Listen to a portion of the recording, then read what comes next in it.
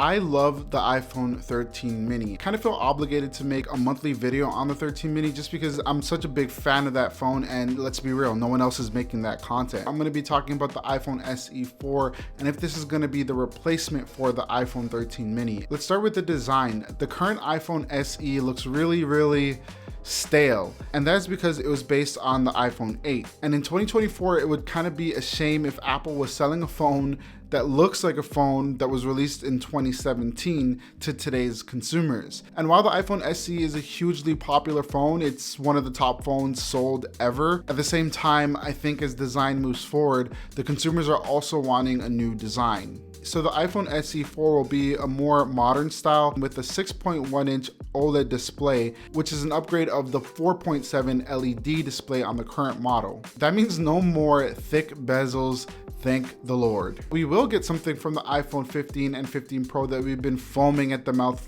for years, and that's USB-C. Yes, you'll be able to connect your iPhone 15 to your other devices like a camera and whatnot through USB-C and use one charger to charge them all. It's an amazing experience. I've been loving it on my iPhone 15 Pro, and it will be on the iPhone SE 4. Let's talk camera. At the back, it'll have a single lens camera that is most likely going to be around 48 megapixels, like in the iPhone 15. Now, personally speaking, I like the single lens design of it over the double or triple lens designs that we get on other phones. I don't know, there's something that kind of feels gross about the triple lens setup on iPhones, but I doubt Apple will ever do that for all their lineup. So for now, it's most likely only going to be on the new iPhone SE that will be coming up. Let's talk about today's sponsor. The ObsBot Me has the ability to auto track your movements to move the frame and the camera as you move.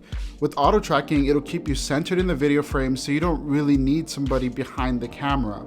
What I love the most though is that it does not require an app at all. You can literally just mount the phone, and then the wide angle camera plus the AI chip will get to work and do all of the extra tracking thanks to its algorithms. More onto the AI features though, the mount can lock onto you if you put your hand up in front of the camera, so you don't really need to go to it or touch it, but you can use the button at the front if you want to also initiate the auto lock or the auto framing. I love that it has a foldable design, and that means you can take it wherever you go. This has been such a clutch camera accessory for my iPhone, and I can't really leave the house without it. ObsBot also makes another camera device called the Tiny 4K. This is also AI powered, but is more tailored for a laptop, desktop, or a monitor. And I just love the quality of this little thing. And it can also track your movements to keep you framed up, similar to their other camera accessory. Can't lie, that 4K sensor has me looking real crisp when on video calls or streams. So yeah, check the link in the description if you want to check out any of these camera devices from ObsBot.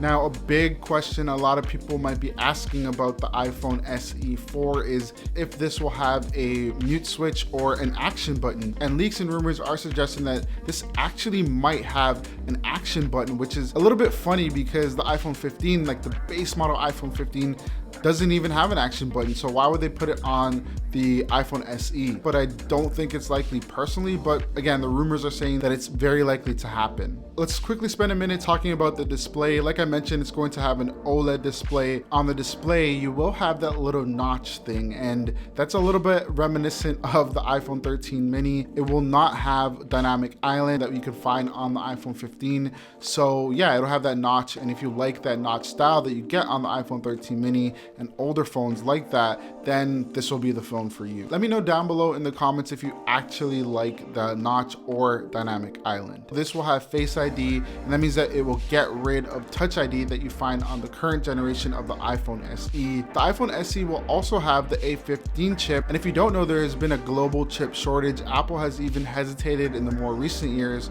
to put the newest and latest chips on their base model iPhones and the Pro lineups. I really doubt they're going to put the latest and greatest chip, and they're probably going to stick to something like the A15 chip, which again you find in the iPhone 13 mini. 2025 is the rumored launch date of the upcoming iPhone SE, meaning that if you thought that this was going to be the 13 mini replacement, you're gonna have to wait a little bit. Yeah, it's still not looking like this is gonna be the replacement of the iPhone 13 mini. I know that a lot of people were hoping to get a smaller display size, and the chances of us getting an iPhone 15 mini or even a small iPhone, which would have been the SE, has gotten a little bit slimmer. So would you prefer all the specs and design choices that Apple made, or would you still prefer the iPhone 13 mini? Let me know what you think of the SE4 down below in the comments. Thank you so much for watching. Make sure to give the video a thumbs up, and I will see you in the next one. Peace.